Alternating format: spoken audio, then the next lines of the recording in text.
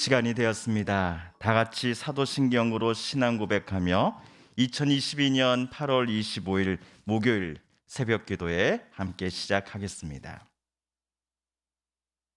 나는 전능하신 아버지 하나님 천지의 창조주를 믿습니다. 나는 그의 유일하신 아들 우리 주 예수 그리스도를 믿습니다.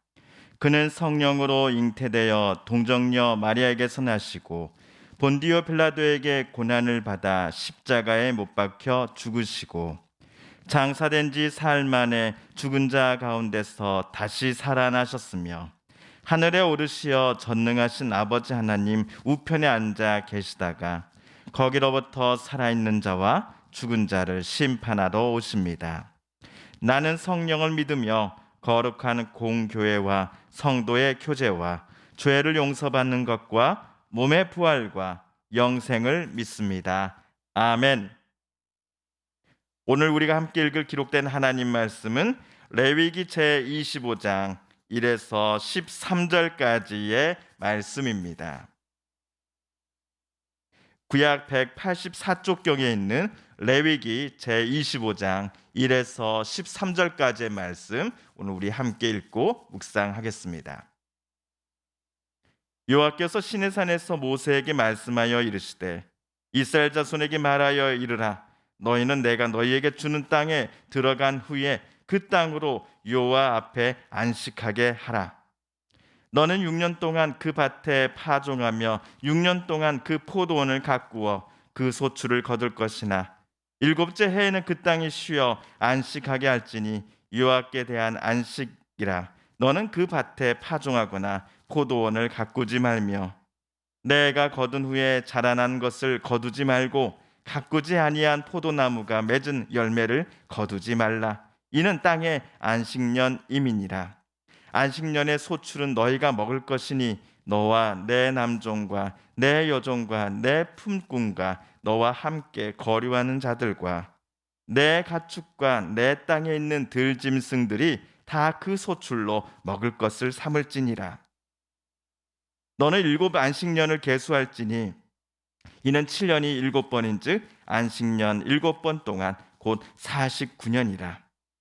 일곱째 달 열흘날은 속죄일이니 너는 뿔 나팔 소리를 내되 전국에서 뿔 나팔을 크게 불지며 너희는 50년째 해를 거룩하게 하여 그 땅에 있는 모든 주민을 위하여 자유를 공포하라. 이 해는 너희에게 희년이니 너희는 각각 자기의 소유지로 돌아가며 각각 자기의 가족에게로 돌아갈지며 그 50년째 해는 너희의 희년이니 너희는 파종하지 말며 스스로 난 것을 거두지 말며 가꾸지 아니한 포도를 거두지 말라. 이는 희년이니 너희에게 거룩함이니라. 너희는 밭의 소출을 먹으라. 이 희년에는 너희가 각기 자기의 소유지로 돌아갈지라. 아멘.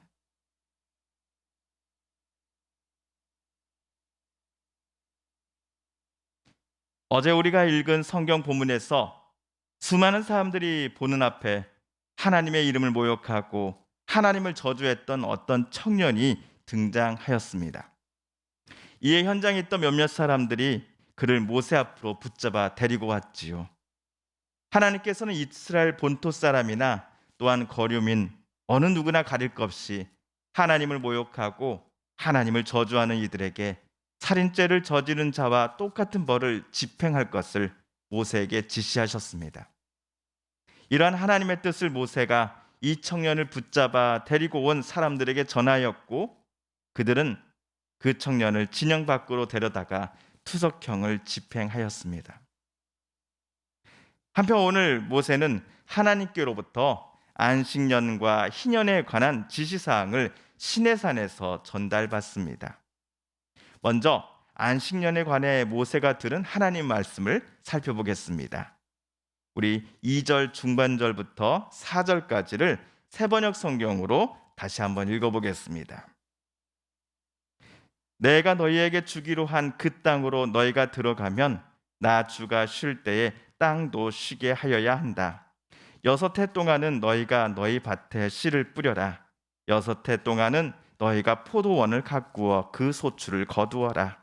그러나 7째 해에는 나 주가 쉼으로 땅도 반드시 쉬게 하여야 한다.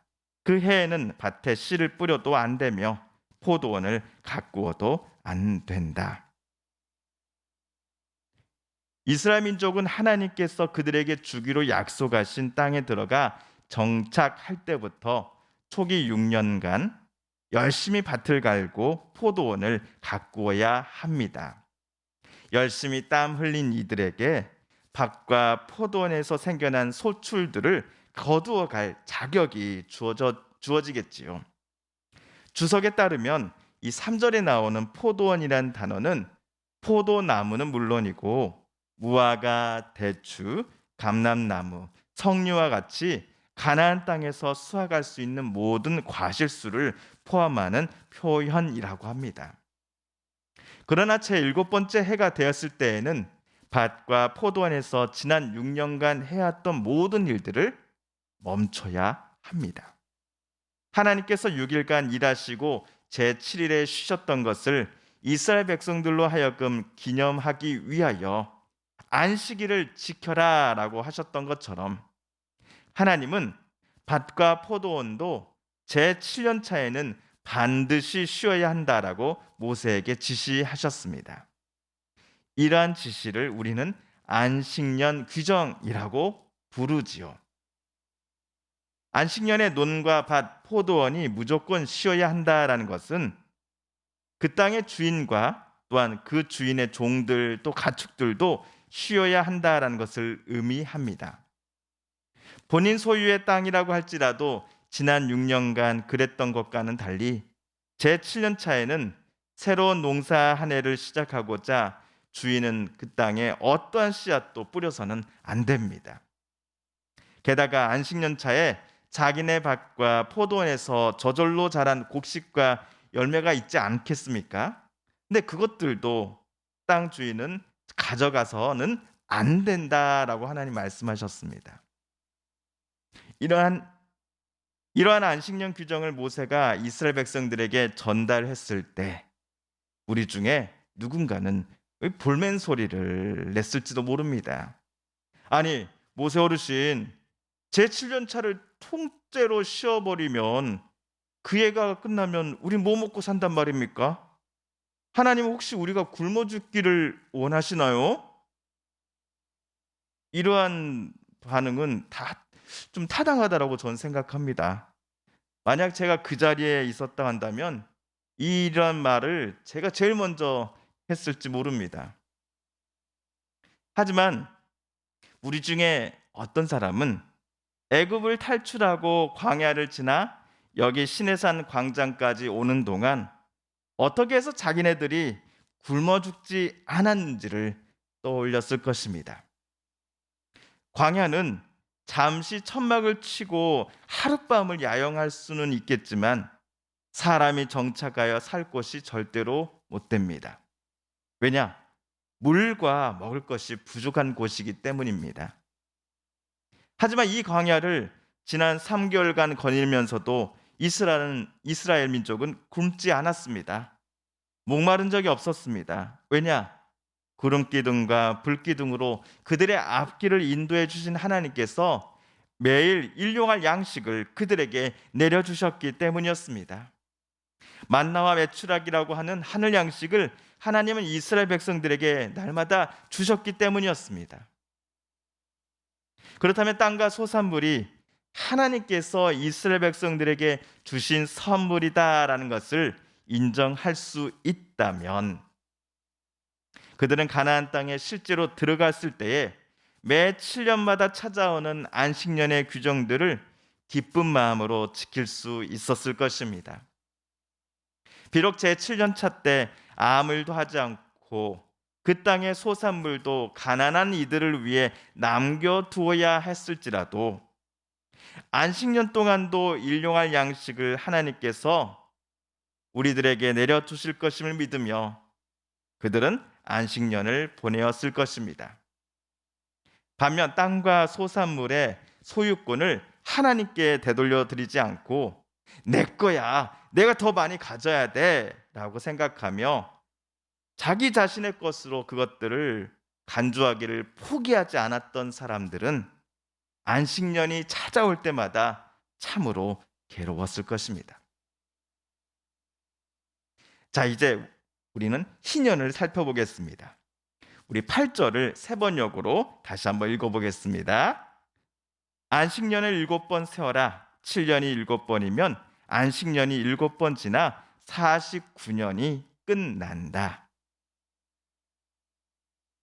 가나안 땅에 정착하기를 시작하고 7번째로 맞는 안식년 또는 그 다음에 제 50번째 해를 희년이라고 하나님은 부르십니다.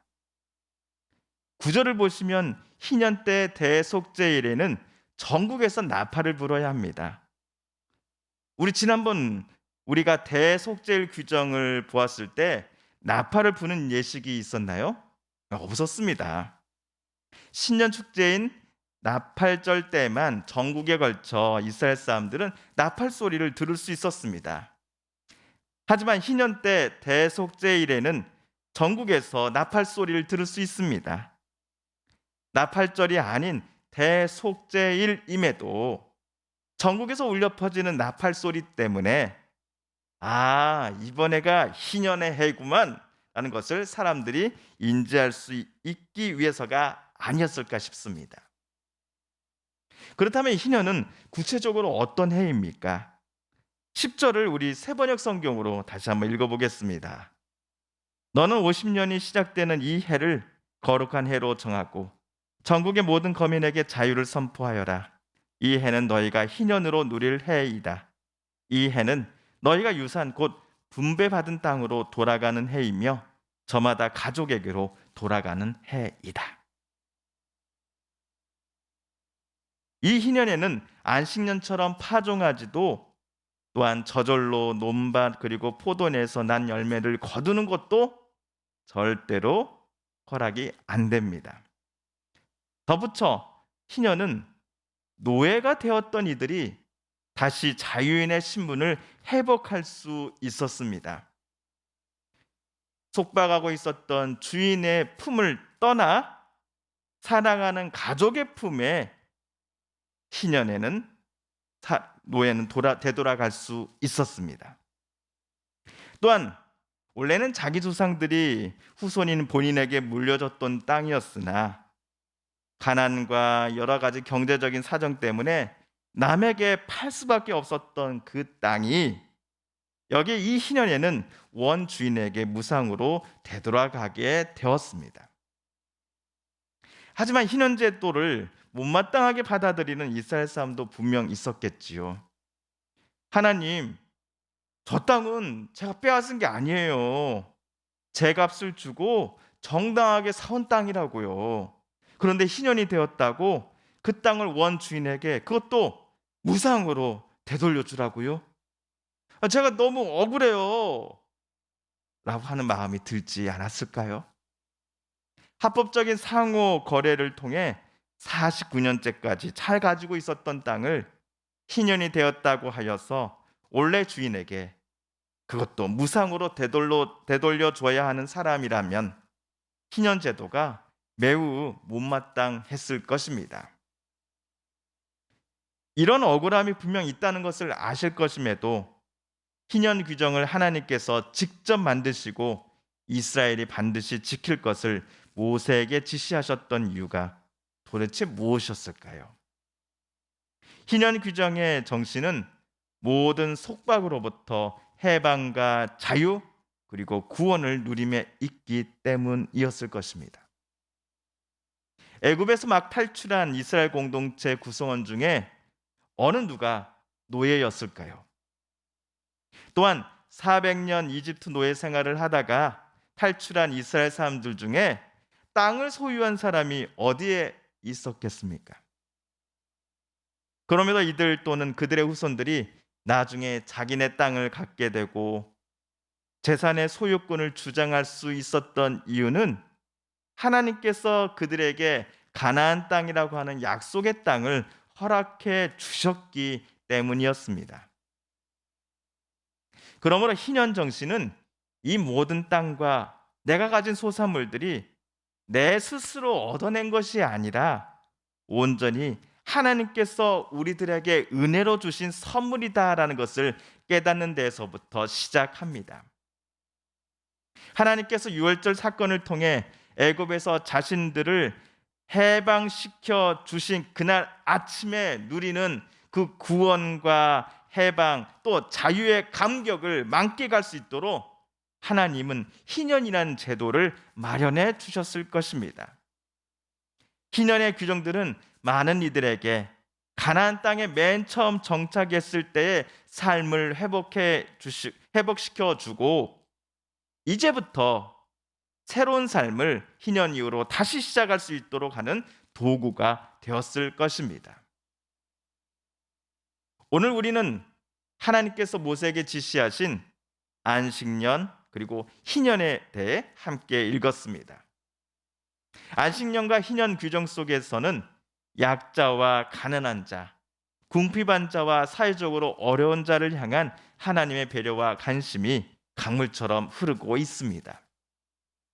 하지만 안식년과 희년을 떠올릴 때에 우리가 절대로 잊지 말아야 할 교훈은 하나님을 향한 우리의 절대적인 신뢰와 믿음입니다. 하나님의 뜻대로 살아가고자 할 때에 반드시 하나님께서 저와 여러분의 삶을 책임져 주시고 지켜 주실 것이다 라는 사실을 우리는 안식년과 희년 규정을 통해 확인할 수 있었기 때문입니다. 하나님은 오늘 또 일용할 양식을 저와 여러분에게 허락해 주시는 분이십니다. 주님께서 가르쳐 주신 기도를 드리며 오늘 새벽 기도의 말씀 묵상을 모두 마칩니다. 하늘에 계신 우리 아버지, 아버지의 이름을 거룩하게 하시며 아버지의 나라가 오게 하시며 아버지의 뜻이 하늘에서와 같이 땅에서도 이루어지게 하소서. 오늘 우리에게 일용할 양식을 주시고 우리가 우리에게 잘못한 사람을 용서하여 준 것 같이 우리 죄를 용서하여 주시고 우리를 시험에 빠지지 않게 하시고 악에서 구하소서. 나라와 권능과 영광이 영원히 아버지의 것입니다. 아멘.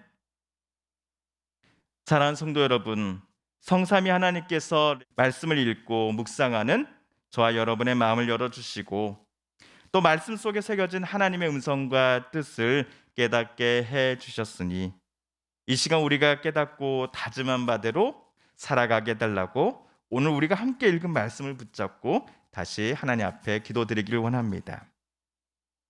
우리 성도님들과 가족들 중에 하나님의 고쳐주심과 일으켜 세워주심을 놓고 간절히 기도하는 분들이 계십니다. 우리도 같은 마음 같은 뜻으로 함께 기도드리십시다. 최근 또 급증하고 있는 코로나19의 확진의 상황 속에서 코로나19로 몸과 마음의 회복을 놓고 간절함으로 기도하는 이들에게 하나님께서 은혜 내려주시고 또 치료하여 주옵소서. 특별히 코로나19로 경제적으로 힘들고 또 삶이 무너졌던 많은 이들이 어서속히 미래에 대한 소망을 다시 품을 수 있게 해달라고 이 시간 함께 기도드리기를 원합니다. 여전히 전쟁이 멈추지 않고 끊이지 않고 공격과 서로 죽임이 가득한 세상 곳곳에 전쟁의 모든 것들은 그림은 자는 사라지게 하여 주시고 평화를 회복시켜 주소서. 하나님 평화를 내려 주소서. 마지막으로 우리가 가지고 나오는 간절한 기도 제목 하나님께 아뢰며 하나님의 은혜의 보좌 앞으로 우리 더 가까이 나아가겠습니다. 함께 기도합니다.